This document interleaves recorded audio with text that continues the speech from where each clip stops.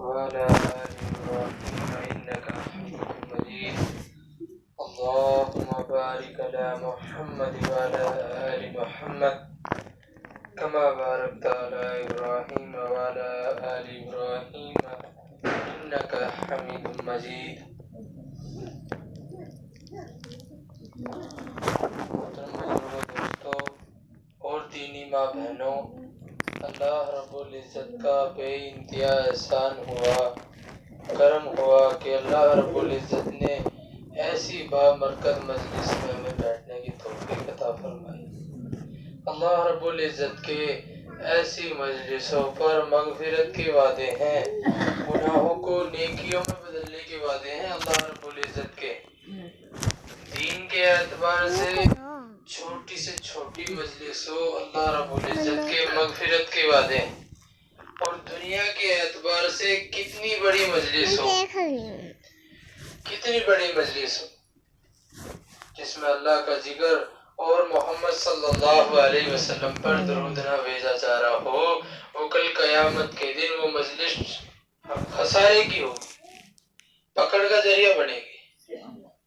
اللہ رب العزت ایسی مجلسوں میں ہمیں بار بار بیٹھنے کی توفیق عطا فرمائے۔ اللہ رب العزت کا فضل ہے کہ اللہ رب العزت نے ہمیں اس دنیا کے اندر ایک عظیم و شان دولت دے کر بھیجا ہے۔ اللہ رب العزت نے ہمیں ایک بڑی محبوب دولت، بڑی قیمتی دولت اللہ رب العزت نے ہمیں دی ہے۔ یہ اتنی بڑی قیمتی دولت ہے، کہ دنیا کے اندر اس کی کوئی قیمت نہیں ہے۔ اتنی قیمتی دولت اللہ رب العزت فرماتے ہیں کہ ہمارے لامحدود خزانے ہیں، کبھی نہ ختم ہونے والے خزانے ہیں۔ ساری دنیا کا نظام براہ راست اللہ رب العزت فرماتے ہیں ہمارے خزانے سے، ساری دنیا کا نظام ہمارے خزانے سے چل رہا ہے۔ اللہ رب العزت فرماتے ہیں کہ ہمارے خزانے کے اندر سب سے قیمتی دولت، سب سے قیمتی سرمایہ وہ ایمان ہے جو اللہ رب العزت نے ہمیں عطا فرمایا اور دیا۔ اللہ رب العزت نے ہمیں ایمان دیا ہے اور ایمان کی محنت دی ہے۔ اللہ نے ایمان دیا ہے اور ایمان کی محنت دی۔ جو اپنے ایمان کے متعلق فکر بند ہوگا، اپنے ایمان پر محنت کرے گا، تو اس کے ایمان کے اندر اضافہ ہوگا۔ جب ایمان پر محنت چھوٹ جاوے گی تو ایمان کے اندر تنزلی آئے گی، ایمان کے اندر گراوٹ پیدا ہوگی۔ اور جب اس کے ایمان کے اندر تنزلی ہوگی تو اس کی زندگی کے اندر سے اللہ کے احکام نکل جائیں گے، جناب رسول اللہ صلی اللہ علیہ وسلم کا طریقہ چھوٹ جائے گا، اور اسے حرام میں اور حلال میں فرق نظر نہیں آئے گا۔ جب حرام میں اور حلال میں جو فرق کرواوے گا وہ ایمان ہی کرواوے گا، جو حرام سے ہمیں بچاوے گا وہ ایمان ہی بچاوے گا۔ ہر جگہ ایمان کا مطالبہ ہے، چاہے وہ موت کا منظر ہو، چاہے وہ قبر کی گھاٹی ہو، یا وہ حشر کا میدان ہو،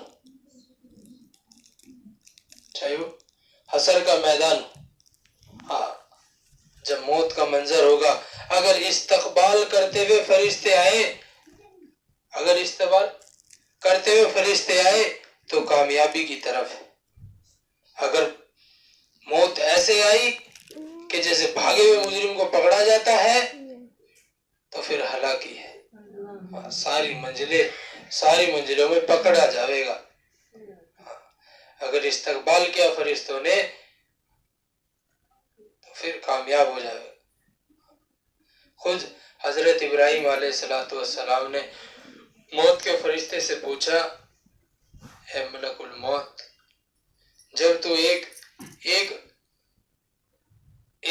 فاسق کی روح نکالتا ہے تو کس حلیے کے اندر آتا ہے؟ تو ملک الموت کہہ رہی اے اللہ کے خلیل آپ تحلم نہیں فرما سکیں گے، برداشت نہیں کر سکیں گے۔ انہوں نے ضد کی، نہیں میں دیکھنا چاہتا ہوں، نہیں میں دیکھنا چاہتا ہوں۔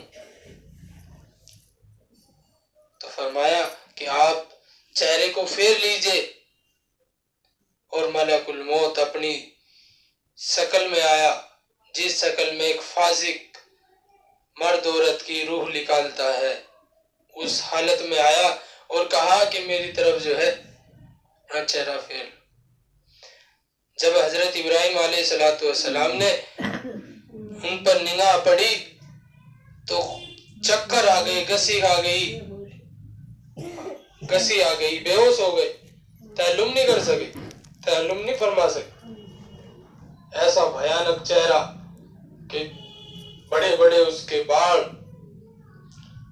آنکھوں سے آنکھ کی لپٹے، بڑا سخت مزاج۔ تھوڑی دیر میں فاقہ ہوا،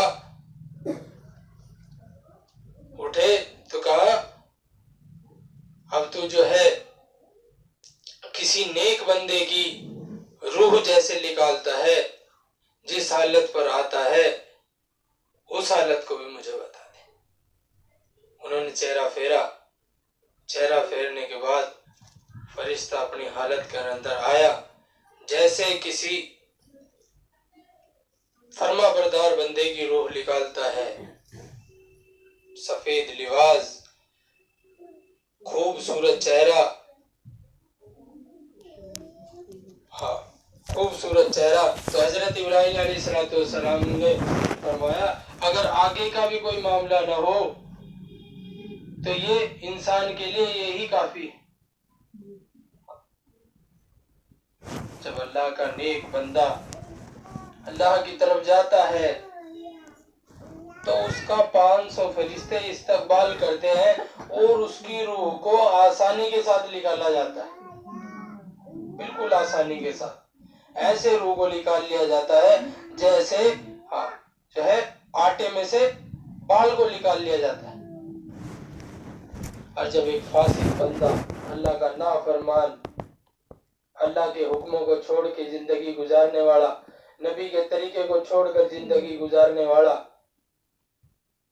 جب اس دنیا سے جاتا ہے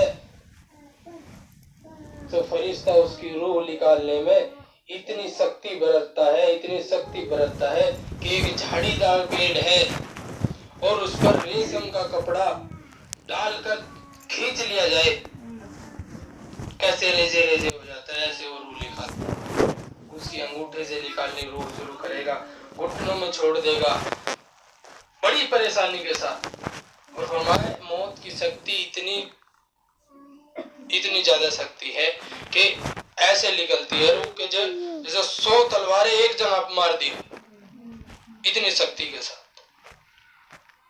جب ایک فاسق مرد عورت کی روح نکالے جاتے، اور جب اللہ کا نیک بندہ اللہ کی طرف جاتا ہے تو اس کا بڑا استقبال ہوتا ہے کہ اس کی جو ہے گردن کے نیچے ریحان کی جو ہے مسک کی جو ہے خوشبو رکھ دی جاتی ہے، رومال کے ساتھ آسانی کے ساتھ اس کی روح نکال لی جاتی ہے۔ یہیں سے پتہ لگ جاتا ہے انسان کو کہ میں نے کیسے زندگی گزاری، یہیں سے معاملہ آسان۔ اس کے بعد قبر میں جاوے گا تو آسانی کے ساتھ ہر منزل کو یہ پار کر لے گا۔ قبر میں جب فرشتے آویں گے اور روح جو اس سے جو ہے سوال کریں گے، اگر اللہ کے احکاموں پر، نبی صلی اللہ علیہ وسلم کے طریقے پر زندگی گزاری ہوگی تو آسانی کے ساتھ جو ہے سوالوں کے جواب دے دے گا۔ فرشتہ سوال کرے گا، منکر نکیر آئیں گے قبر کے اندر، سوال کریں گے من ربک، تیرا رب کون ہے؟ اگر اللہ کے حکموں پہ زندگی گزاری ہوگی تو کہہ دے گا میرا رب تو اللہ۔ ما دینوں کا، تیرا دین کیا؟ اگر دین کے مطابق زندگی گزاری ہوگی تو کہہ دے گا میرا دین تو اسلام ہے۔ زبان کا معاملہ نہیں چلے گا، کوئی آدمی یہ سوچے، کوئی عورت یہ سوچے اگر میں جو ہے خوب رٹے مار کر اس دنیا سے چلا جاؤں، خوب یاد کر کے چلا جاؤں اور فٹافٹ جو ہے سوالوں کے جواب دے دوں گا، یہ سوالوں کا جواب دے دوں گی؟ ایسا نہیں ہوگا. زبان کا معاملہ نہیں چلے گا، معاملہ دل کا چلے گا. دل کے اندر جو ہوگا وہ لکھ لے گا.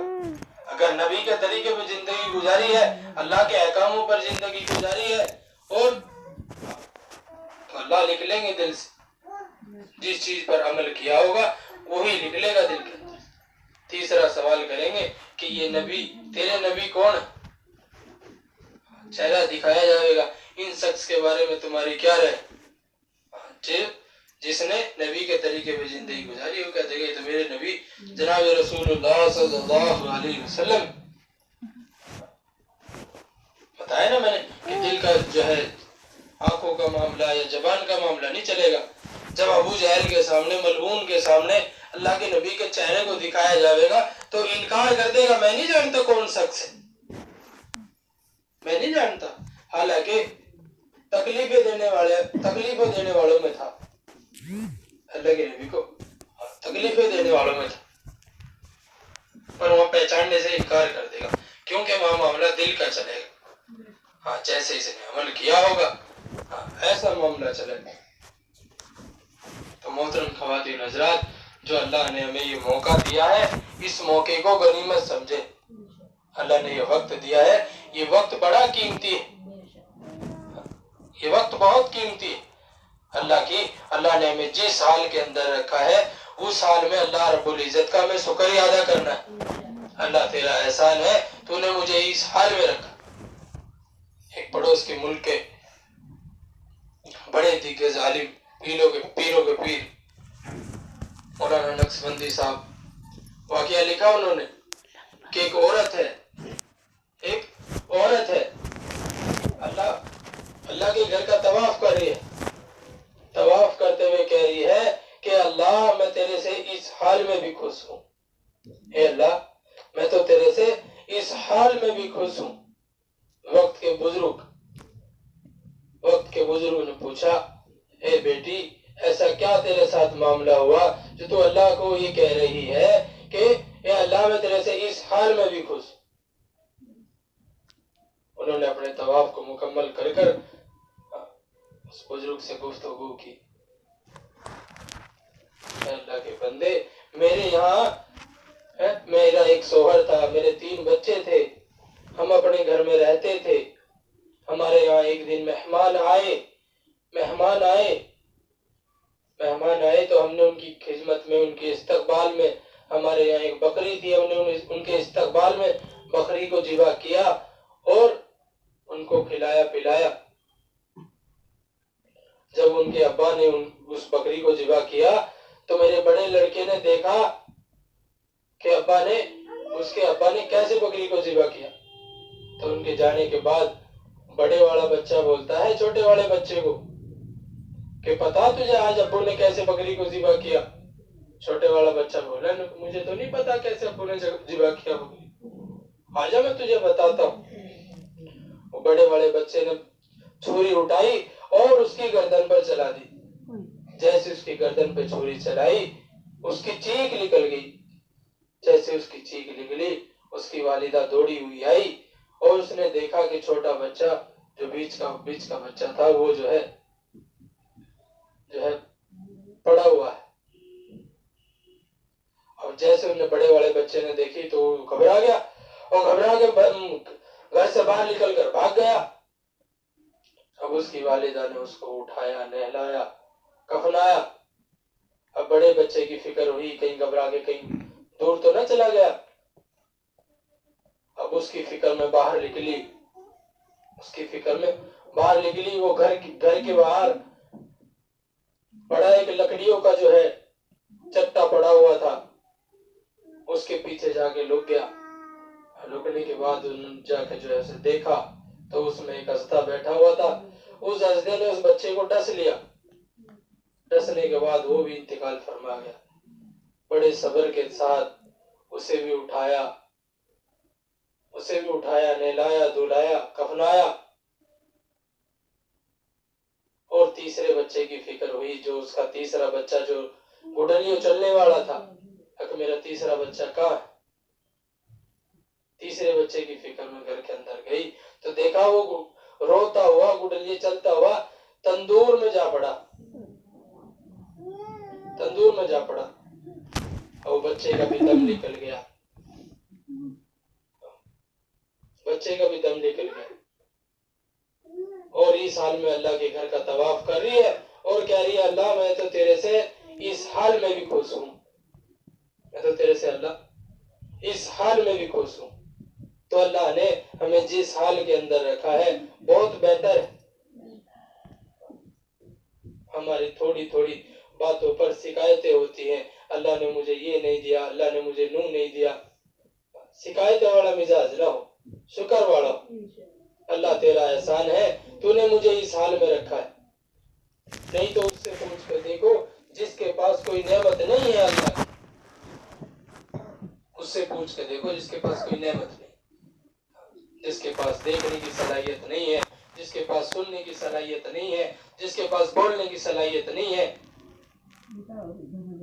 जिसके पास हाथ पैर की नेमत नहीं है, उससे पूछ के देखो। हमारे पास तो सब कुछ है, फिर भी हम अल्लाह का शुक्रिया अदा नहीं करते। हम जिस हाल में भी है, अल्लाह ने मुझे जिस हाल के अंदर रखा है बहुत बेहतर है। अल्लाह ने ये वक्त दिया है, ये वक्त की कदर को जाने, ये वक्त की कदर को पहचाने। अल्लाह ने जो ये वक्त दिया है ये बहुत कीमती है। अल्लाह ने ये वक्त दिया है, ये वक्त की बहुत कीमती है। कल जब ये हमारे हाथ से निकल जाएगा अफसोस होगा, फिर अफसोस का कोई फायदा नहीं, फिर अफसोस का कोई फायदा नहीं, क्योंकि अल्लाह रब्बुल इज्जत ने हमें मौका दिया है इस दुनिया के अंदर भेजकर। ये दुनिया बेहतरीन जगह है, ये दुनिया बेहतरीन जगह है पर नेक अमल करने के लिए। अगर हम नेक अमल यहाँ करेंगे तो अल्लाह रब्बुल इज्जत बदल आखिरत में देंगे, आखिरत में बदल मिलेगा इन अमलों का। जितने भी अमल हमें करने हैं वो अल्लाह की रजा के लिए करने, जितने नेक अमाल करने हैं सब अल्लाह की रजा के लिए करने।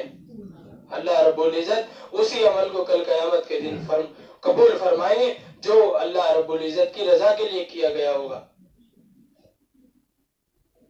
उसी अमल को कबूल फरमाएंगे। तो हमें अपने जो है जान माल वक्त की तरतीब बनानी है। अल्लाह रब्बुल इज्जत ने मोमिन के जान माल वक्त को जन्नत के बदले खरीद लिया। ये जान भी हमारा नहीं है, ये माल भी हमारा नहीं है, ये वक्त भी हमारा नहीं है, ये सब कुछ दिया हुआ अल्लाह का है और अल्लाह की रजा के लिए लगाना है। अल्लाह का नबी का लाया हुआ दीन पूरे आलम में गालिब करना है। हम आलम नबी की उम्मत है, पूरे आलम में अल्लाह के नबी का दीन को लेकर फिरना। ये यकीनी बात है कि अल्लाह के नबी रसूल सल्लल्लाहु अलैहि वसल्लम ने इरशाद फरमा दिया कि मेरा लाया हुआ दीन हर कच्चे पक्के घर में दाखिल होकर रहेगा, हर कच्चे पक्के घर में दाखिल होकर रहेगा। पर हमें ये देखना है कि हमारा क्या लग जावे, हमारी किस सतह की कुर्बानी लग जावे, क्योंकि अल्लाह रब्बुल इज्जत ने जन्नत के अंदर दर्जे रखे।